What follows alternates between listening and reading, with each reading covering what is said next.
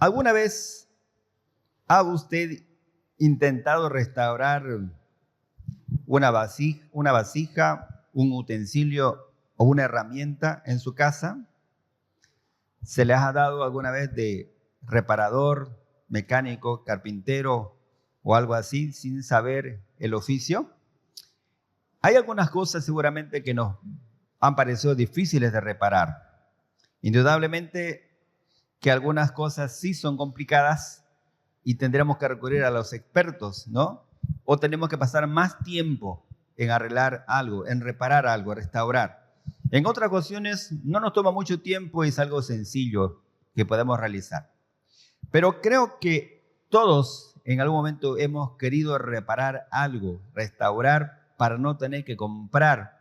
Y más aún que en este tiempo las cosas han subido de precio increíblemente, vamos a tener que buscar siempre restaurar algunas cosas, ¿no? Miren, la Biblia también dice que nosotros somos vasijas de barro frágiles, que necesitamos ser restaurados de manera cotidiana, de manera regular. Pero para ser restaurados, así como nosotros restauramos las cosas y son fáciles algunas y son complicadas otras, también a veces nosotros le hacemos, no digo que imposible a Dios la posibilidad de restaurarnos, sino que le hacemos más difícil en el sentido de que pasamos mucho más tiempo en ser restaurados, porque al final Dios lo consigue. Y para ser restaurados necesitamos pasar diferentes etapas en nuestra vida. En esta mañana vamos a ver las etapas que tenemos que pasar cuando queremos ser restaurados. ¿Qué es lo que Dios nos está diciendo ahora para saber cuáles son esas etapas? O más aún, saber en cuál etapa de la restauración nosotros estamos ahora. Por eso hemos titulado, hermanos, el sermón, El amor que restaura. Porque Dios tiene un amor siempre que va a buscar restaurar nuestra vida espiritual. Se restaura lo que está desechado. Se restaura lo que está roto. Se restaura aquello que quizás no tiene ya una posibilidad de ser utilizado. No hace mucho yo tuve que restaurar un florero de barro que estaba roto. Fue complicado porque se partió en tres, ¿no? Y tuvimos que añadirle otros elementos. Obviamente ya no era la misma cuando se la compró, pero al final se puede utilizar y se puede, en este caso, ya utilizar con la función que se le daba. Porque antes simplemente estaba hecha a un lado, relegada, pero ahora sí ya la podemos utilizar. Hermanos, la Biblia nos cuenta, en este caso, cómo Él nos restaura. Y en Lucas capítulo 15, versículo 11 hasta el versículo 24, que se dio la lectura en esta mañana, vemos las tres etapas de la restauración. Y lo vemos esto en la parábola del hijo pródigo, que en este caso contó Jesucristo como parte de una serie de tres parábolas que Jesús había contado en esa situación. Ahora, siempre, hermanos, hay una razón para contar una parábola. No que Jesús se le ocurra ese momento y cuenta la parábola. Siempre hay un contexto. Y en este contexto se contó las tres parábolas, tanto la de la oveja perdida, la moneda perdida y después el hijo pródigo, para enfatizar que Dios tiene un corazón restaurador y recuperador, en este caso, de los animales, de las monedas, de los objetos que menciona como ejemplo, y por último, de las personas, especialmente de las personas. Las parábolas son ejemplos que la Biblia da para que nosotros podamos entender una verdad principal, un principio espiritual. Y el capítulo 15, versículo 1 y 2, entendemos o vemos aquí el contexto. Dice, se acercaban a Jesús todos los publicanos y pecadores para oírle. Miren cuál era la audiencia de Jesús. Publicanos y pecadores era su auditorio. Ellos se acercaban para oír a Jesús y los fariseos y los escribas, que eran los detractores, murmuraban diciendo, este a los pecadores recibe y con ellos come. Ese era el contexto. Y dice Jesús, entonces les refirió esta parábola. Y empieza ahí a hablar de la oveja, de la moneda y del hijo perdido. Hermanos, Dios siempre busca restaurar. Pero también en la parábola del hijo pródigo vemos 3 etapas puntuales. Que en este caso el Señor quiere que nosotros avancemos de todo corazón. Y la primera etapa la vemos en el versículo 11 del capítulo 15 de Lucas hasta el versículo 16, ¿no? Donde dice, también dijo, un hombre tenía 2 hijos y el menor de ellos dijo a su padre, Padre, dame la parte de los bienes que me corresponde, y le repartió los bienes. No muchos días después, juntándolo todo, el hijo menor se fue lejos a una provincia apartada y allí desperdició sus bienes viviendo perdidamente. Y cuando todo lo hubo malgastado, vino una gran hambre en aquella provincia y comenzó a faltarle. Y se fue y se arrimó a uno de los ciudadanos de aquella tierra, el cual le envió a su hacienda para que apacentase cerdos. Y deseaba llenar su vientre de las algarrobas que comían los cerdos, pero nadie le daba. Nadie absolutamente le daba algo. Vemos aquí entonces la primera etapa, que es la rebeldía.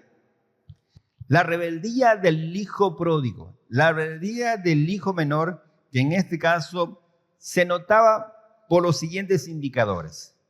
El hijo menor tenía muchas exigencias. Noten que en el versículo 12 dice, el menor dijo, dame la parte de los bienes que me corresponde. Hermanos, cuando hay rebeldía en el corazón de las personas, siempre hay exigencias. Exijo mis derechos, exijo mis privilegios, exijo que me des tal cosa. No hay una consideración de la persona de cómo lo va a hacer. Siempre hay una exigencia. Y aquí vemos en el hijo pródigo que le exige a su padre que le dé la parte que le corresponde, aunque todavía no había fallecido el padre, pero exigía la herencia que le correspondía, exigía los bienes. No estaba exigiendo algo incorrecto, sino que la forma de hacerlo representaba o demostraba su corazón rebelde. Hermanos, un joven, una persona que es rebelde, siempre va a centrarse en las exigencias y no va a considerar en cómo la persona puede conseguir lo que está exigiendo. Entonces ahí vemos un corazón rebelde, pero también un corazón rebelde hace lo que hizo el hijo después de tener los bienes que le correspondía. No muchos días después, dice el versículo 13, juntándolo todo, el hijo menor se fue lejos a una provincia apartada. Hermanos, una vez uno consigue lo que exigió, después se aleja de aquel que le dio lo que uno tanto estaba exigiendo. Y eso es lo que pasa con el hijo. Y eso es lo que pasa con nosotros muchas veces. Le pedimos a Dios que nos dé algo.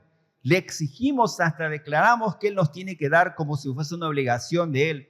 Nos alejamos espiritualmente de Él. Nos olvidamos de lo que Él nos dio. Nos olvidamos de lo que estábamos implorando.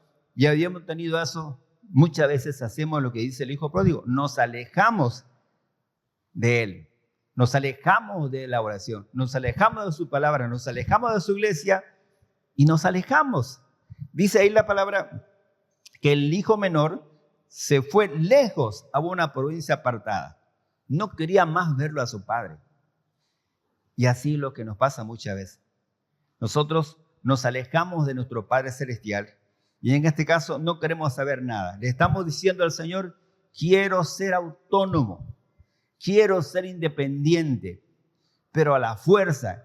Quiero tomar mis propias decisiones, quiero forjar mi propio camino. No quiero tener nada que ver contigo, que me controles, que estés involucrado en mi vida. No quiero absolutamente nada de eso. Le está diciendo sin ninguna sola palabra. El hijo pródigo le está diciendo eso a su padre cuando se aleja a una provincia apartada. Muchas veces nosotros también hacemos lo mismo con el Señor. Sin decir una sola palabra, con nuestras acciones le demostramos al Señor que no queremos nada con Él, que no queremos ningún tipo de compromiso con Dios. y nos alejamos emocional y espiritualmente de Dios a hacer nuestras propias cosas. Y eso demuestra un corazón rebelde. Pero también el hijo no solamente se fue a una provincia apartada, sino lo que dice la segunda parte del versículo 13, que allí desperdició sus bienes viviendo perdidamente. Y ese es otro indicador de la rebeldía. El desperdicio de los bienes. No valorar lo que Dios nos ha dado. No usar lo que Dios me dio para glorificarle, sino simplemente para que nosotros podamos derrocharlo y así pasan los años, pasa el tiempo y al final no servir al Señor. Derrochamos dinero, trabajo, dones, talentos, desperdiciamos todas estas cosas viviendo a nuestro antojo. Y eso es lo que hizo el hijo pródigo. Desperdició los bienes que el padre le había dado hasta el punto de que llegó a caer hasta lo más bajo. Y lo más bajo al cual el hijo pródigo cayó fue desear llenar su vientre con la comida de los chanchos y no poder hacerlo. Lo más bajo que cayó el hijo pródigo es a infravalorarse tanto que el chancho valía más que él. Los chanchos estaban más gordos que él. Y llegó hasta ese punto. Hermanos, la rebeldía nos hace llegar hasta lo más bajo. La rebeldía del Señor hace que nosotros experimentemos cosas que jamás hubiéramos pensado experimentar y tocamos fondo. Tocamos un fondo y nos damos cuenta, o más bien es porque nos hemos alejado del Señor. Esa es una primera etapa de ser restaurado. Esa es una situación en la cual se necesita restauración. Yo no sé en cuál etapa nosotros estaremos en este tiempo. Yo no sé cuál el Señor nos está mostrando. Veremos 3 etapas. Esta es la primera. Pero estamos nosotros en esta etapa. ¿Conoce usted a alguien que está en esta etapa?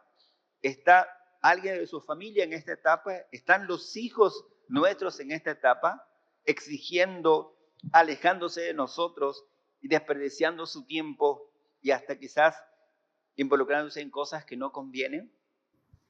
Es cierto que nosotros observamos a alguien que realmente se rebela contra el Señor y parece que no le va a pasar nada, pero realmente Dios tiene justicia y va a pasar algo que tal vez a nosotros no nos va a agradar, pero Dios no deja las cosas sueltas, pero sí hace o permite que un corazón sea rebelde para que al final pueda cambiar o Dios pueda restaurar. Pero el primer paso siempre es la rebeldía. El primer paso es siempre que sea manifiesto el corazón rebelde. Y aquí fue muy evidente el que el hijo era rebelde. Todos se dieron cuenta. No era una rebeldía que estaba escondida en su corazón, sino una rebeldía que brotó y afloró y al final todos se dieron cuenta. Al final, primero quizás se dio cuenta él, después su familia y después todo el mundo se dio cuenta que era un hijo que había salido de la casa de su padre y estaba abandonado a su suerte en el lugar donde estaban apacentando cerdos. La rebeldía al final se muestra de esa manera, hermano. Estamos nosotros en esta etapa y una vez que hemos caído hasta lo más bajo, empieza una segunda etapa que tiene que ver con un cambio de mentalidad. Ocurre un cambio de mentalidad. En este versículo, en el capítulo 15 y el versículo 17, ocurre un quiebre. Ocurre algo que le determina un cambio radical en la vida del hijo pródigo. Es que desde el versículo 12 hasta el 15 se ve una decadencia. Tiene todo lo que le pide al padre, se va lejos, lo desperdicia, no le queda nada y está con los cerdos. Miren que está bajando y bajando y bajando hasta que llega a lo más bajo y ahí ocurre un quiebre para que sea un quiebre ascendente. De ahí comienza a subir. Comienza algo diferente en la vida del hijo pródigo. Comienza un cambio de actitud. Esa es la segunda etapa. Un cambio de actitud que pasa por una lucidez mental que tiene el hijo del versículo 17. Y dice, de repente y volviendo en sí, vuelve en sí el hijo pródigo. O sea que en la anterior etapa no estaba en sus propios cabales. Ahora sí vuelve, en ese sentido, a tener cordura y empieza a pensar algo sencillo, algo práctico, porque ve al cerdo más gordo que él, ve las algarrobas, se ve a sí mismo, se recuerda de cómo salió de su casa, recuerda lo que hay en su casa, y dice el hijo pródigo: ¿cuántos jornaleros en casa de mi padre tienen abundancia de pan y yo aquí perezco de hambre? Antes no lo había visto, antes no se había percatado de eso, y ahora tiene su minuto de lucidez, sus 30 segundos de inteligencia y de cordura, y que son suficientes para entender que en su casa cualquier siervo vive mejor, que le conviene volver a su casa. Hermanos, todo comienza en nuestro corazón y en nuestra mente.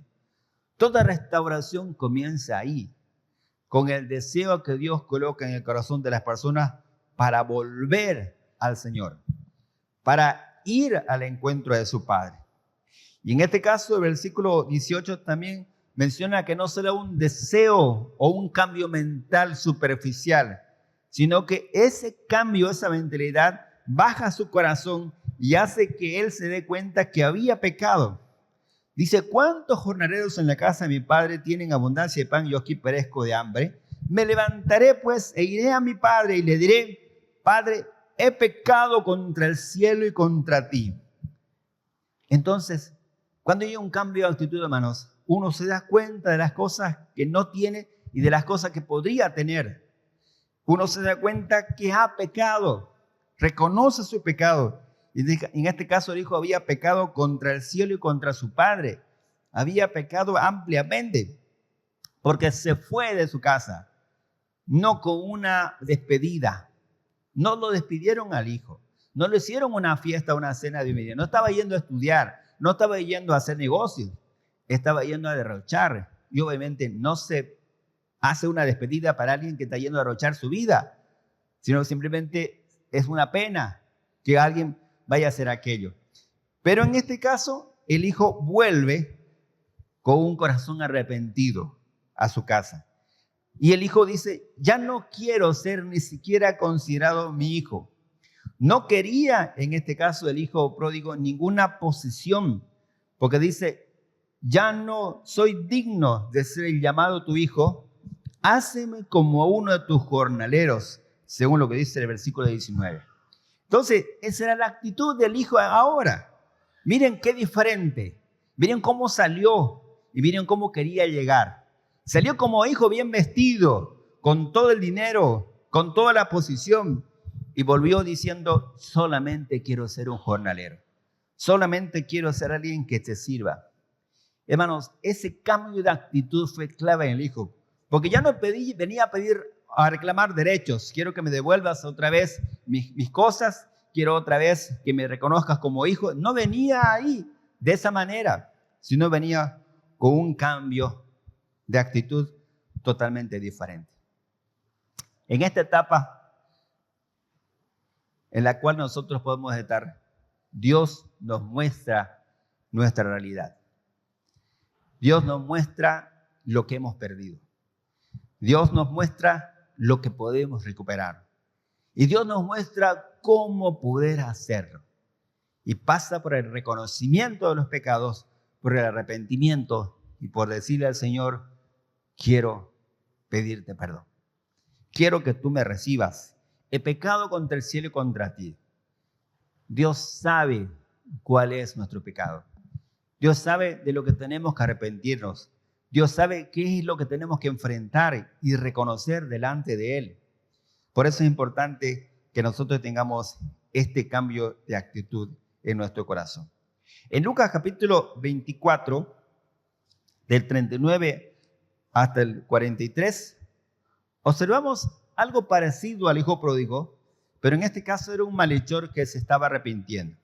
Dice el 39 de Lucas 23: Y uno de los malhechores que estaba colgado le injuriaba diciendo: si tú eres el Cristo, sálvate a ti mismo y a nosotros. Respondiendo el otro le reprendió diciendo: ¿ni aún temes tú a Dios estando en la misma condenación? Nosotros, a la verdad, justamente padecemos porque recibimos lo que merecieron nuestros hechos, mas este ningún mal hizo. Y dijo a Jesús: acuérdate de mí cuando vengas en tu reino. Entonces Jesús le dijo: de cierto te digo que hoy estarás conmigo en el paraíso. En este caso, el ladrón en la cruz no se consideraba digno de salvación. Él sabía lo que había hecho. El malhechor no estaba ahí siendo colgado en la cruz por equivocación. No estaba siendo colgado en la cruz simplemente porque tal vez habían cometido delitos menores. La cruz era la máxima forma de castigar a los malhechores. Y si ese hombre estaba ahí, era porque había tenido un prontuario de delitos y era imposible que quede con vida porque podía cometer más atrocidades. Y aún así, el Señor le dijo: hoy estarás conmigo en el paraíso. Note que el ladrón no le dice: Señor, te exijo que me salves, como le dijo el otro ladrón. Te exijo, ¿no?, que en este caso te salves y nos salves a nosotros. Esa es una actitud de rebeldía. Pero el corazón humilde y arrepentido de este ladrón dice claramente: solo acuérdate de mí cuando vayas a venir. Estoy conforme con que simplemente te acuerdes y tengo una posibilidad de salvación, porque yo sé que no la merezco. Hermanos, cuando tenemos esa actitud, el Señor nos sorprende. Así como le dijo al ladrón claramente lo que iba a pasar, el Señor nos sorprende cuando tenemos un corazón arrepentido. Es que el que está arrepentido nunca busca posición.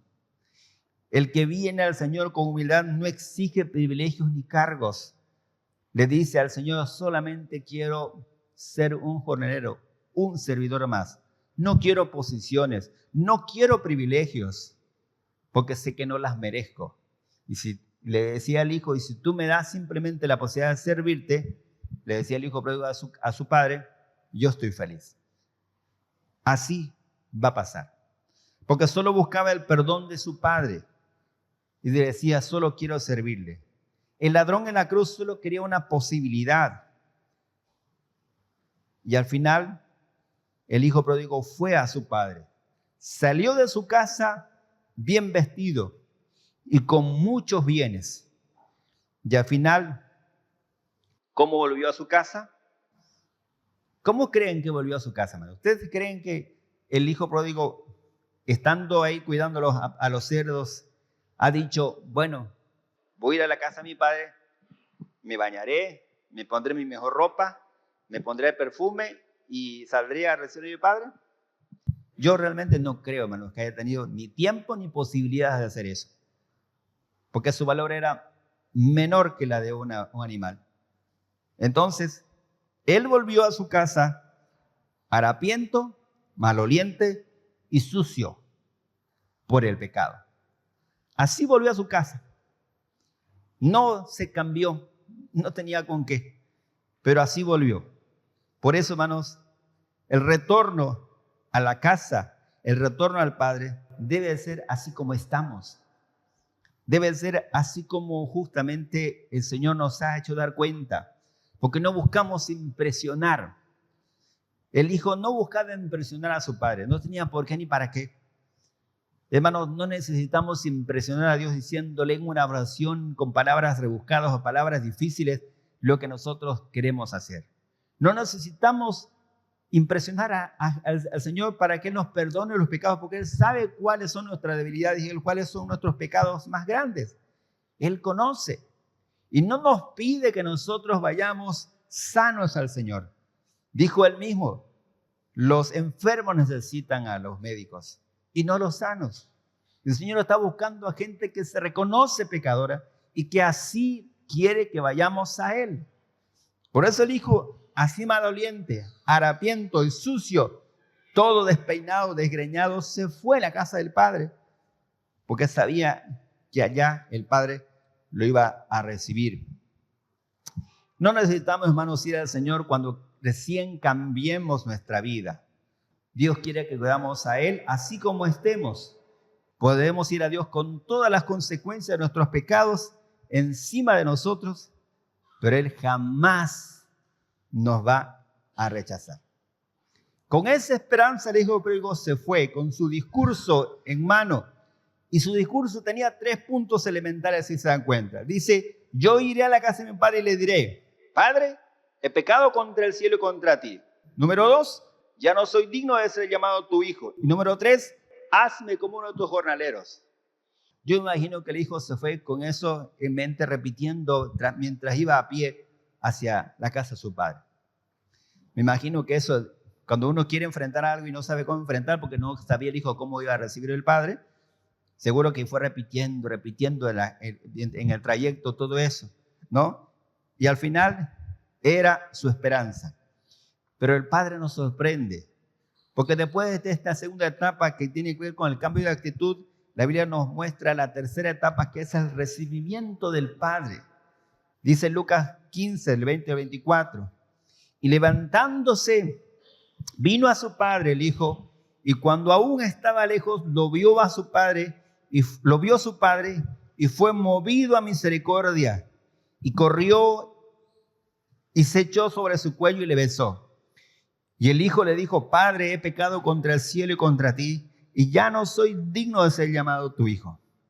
Pero el padre dijo a sus siervos: sacad el mejor vestido y vestidle, poned un anillo en su mano y calzado sus pies, y traed el becerro gordo y matadlo y comamos y hagamos fiesta, porque mi hijo muerto era y ha revivido, se había perdido y es hallado. Y comenzaron a regocijarse. En esta tercera etapa se ve el recibimiento del Padre, porque fue movido a misericordia, porque fue un momento especial que tuvo el Padre, porque dice la Biblia que corrió a Él, no esperó a que llegue hasta la casa, lo fue y lo encontró en camino, porque lo vio y lo reconoció desde lejos. Corrió a Él. Esto no quiere decir que estaba aprobando su manera de haber vivido. No quiere decir que estaba contento con cómo había desperdiciado sus bienes. Significaba más bien que aceptaba al pecador sin importar lo que antes hubiera hecho.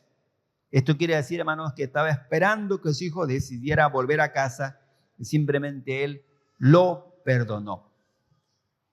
Se asió de él, le besó, se aferró a su cuello y le mostró la bienvenida, no al pecado del hijo, sino al pecador arrepentido. Hermanos, Dios siempre nos va a dar la bienvenida, no a nuestro pecado, sino al pecador arrepentido que somos nosotros cuando vayamos a buscar su perdón, cuando vayamos a buscar otra vez su amor. Y el Señor no nos va a responder con un castigo. Noten que se echó sobre su cuello, no lo castigó. Noten que le besó, no le reprendió. No le dijo la frase que uno no quiere escuchar cuando ha hecho algo mal y quiere enfrentar a alguien que alguna vez ya le dijo que lo que le iba a pasar, ¿no? El famoso: te lo dije. No le dijo eso el Señor. Te dije que te iba a pasar, sino que le besó. Utilizó los labios para besarlo, no para reprenderle, no para echarle en cara su pecado. No puso ninguna condición para servirle y decirle o diciéndole: primero vete a bañar, primero vete a cambiar y después vengo y te atiendo. No, así como estaba, se lanzó a sus brazos. Estas son acciones, hermanos, que demuestran el perdón del Padre. Y si usted nota, en el relato no se menciona la palabra perdón. No se menciona que el Padre lo perdonó al Hijo. No, más bien se mencionan acciones concretas que hacen justamente concluir de que el Padre sí lo perdonó, pero no con palabras, sino con acciones. ¿Cuáles acciones? ¿No? Dice que fue movido a misericordia corrió, se echó sobre su cuello y le besó. Son acciones suficientes para poder decirles, hijo mío, estás bienvenido, esta es tu casa, vuelve. ¿Qué haríamos nosotros para recibir a alguien luego de haber sido ofendido por mucho tiempo por esa persona? ¿Qué haríamos nosotros en nuestra carnalidad si alguien que nos ha ofendido mucho quiere que nosotros le perdonemos? ¿Será que es fácil decir, bueno, olvidémonos todo, estás perdonado por tantas ofensas, por tantas cosas malas que me has hecho? Yo creo que no, hermano. Yo creo que a nuestra cara nosotros vamos a decir, primero que sufra lo que yo sufrí. Primero que experimente lo que yo experimenté. Después que me ruegue, que me pida y a ver si yo puedo perdonar. En la carne uno dice que algo le pase, que algo le suceda. Y ponemos condiciones. Y ponemos esas situaciones para que tal vez yo lo pueda perdonar. Dios no es así, hermano. Dios no nos pide ninguna condición.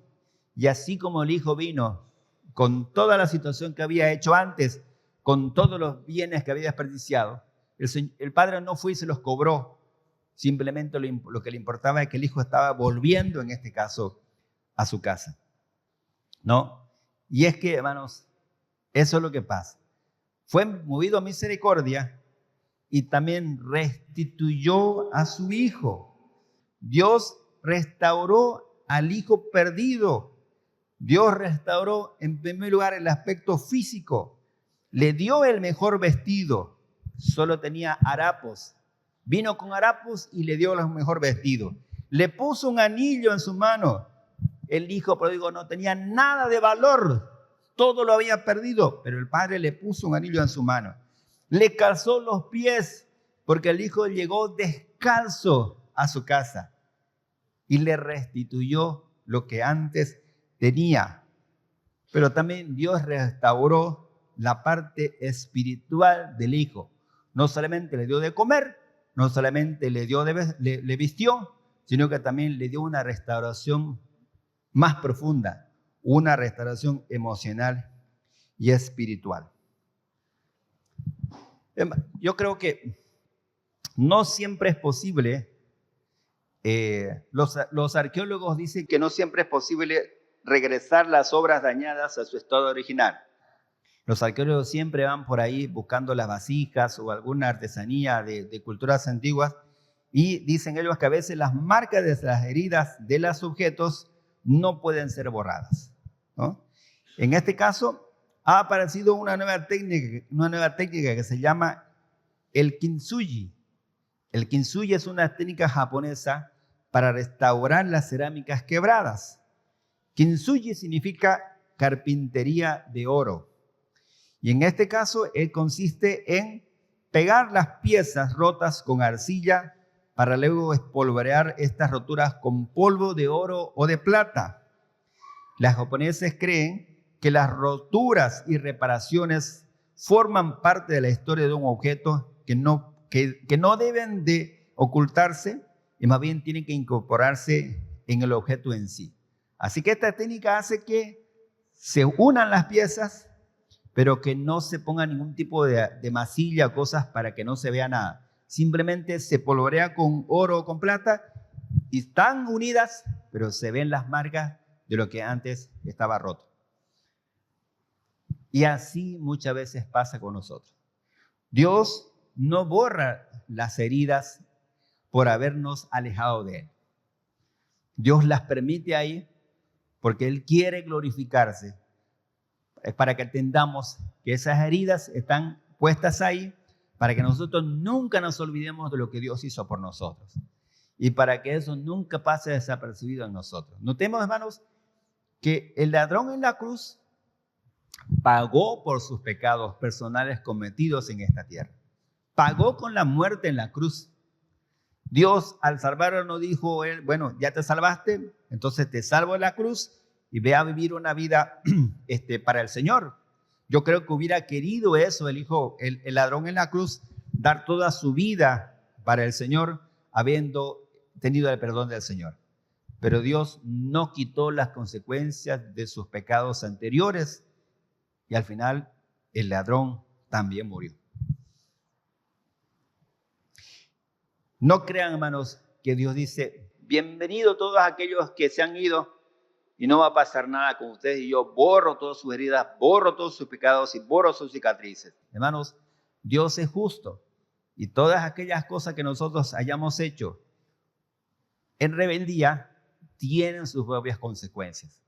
Si no, en el cielo le vamos a preguntar a David, el rey David, si él tuvo que asumir las consecuencias de su pecado, y él va a decir, sí, claro que sí, tuve que asumirlas y toda mi vida.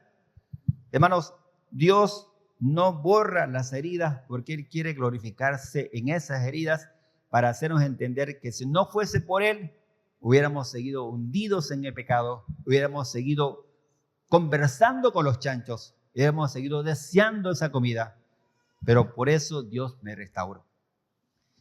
El hijo pródigo entonces fue restaurado, el hijo pródigo fue recibido y dice la Biblia que hubo gozo en la casa.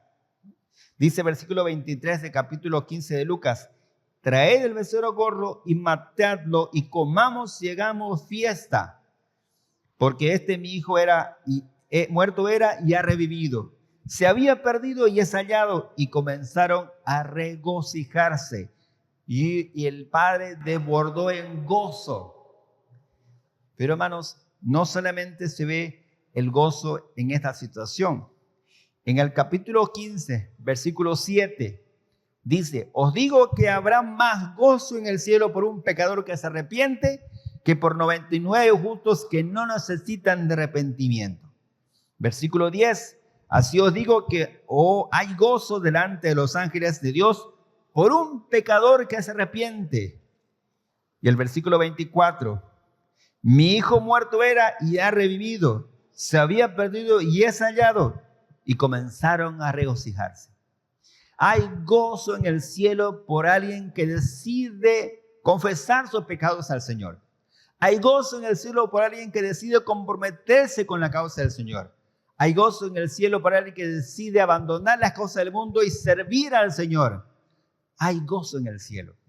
Quizás aquí en la tierra nadie se da cuenta.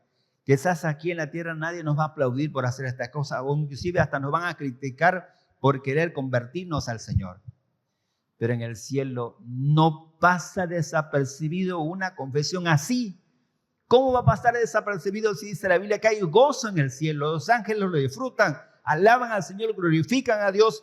Cuando uno de nosotros dice, Señor, reconozco mis pecados, vuelvo a ti y quiero solamente servirte. Hermanos, Dios quiere que entendamos que el Señor nos va a recibir, hayamos hecho lo que hayamos hecho. Dios nos está diciendo que Él quiere restaurar nuestras vidas, no importa lo que haya pasado. Pero hermanos, siempre estamos en una de estas etapas. La etapa de la rebeldía, la etapa del cambio de actitud o la etapa de experimentar el recibimiento del Padre. ¿En cuál etapa estamos nosotros actualmente? ¿En cuál etapa queremos nosotros estar? ¿Por cuál estamos avanzando? ¿Estamos con un corazón rebelde? ¿Estamos con una mentalidad que está cambiando en cuanto a las cosas del Señor? ¿Estamos ya o hemos experimentado el perdón del Señor, el recibimiento del Padre? Hermanos, Dios quiere que seamos conscientes de lo que Él quiere hacer con nosotros. Él quiere que disfrutemos de un amor que restaura, de un amor incondicional. Ese tipo de amor Dios quiere darnos. ¿Nosotros lo vamos a recibir? ¿Qué quiere decir entonces estas parábolas, hermanos? Que al final de cuentas uno tiene que hacer lo que pueda, lo que quiera, y que al final el Señor no va a hacer nada y nosotros podemos volver al Señor como sin nada.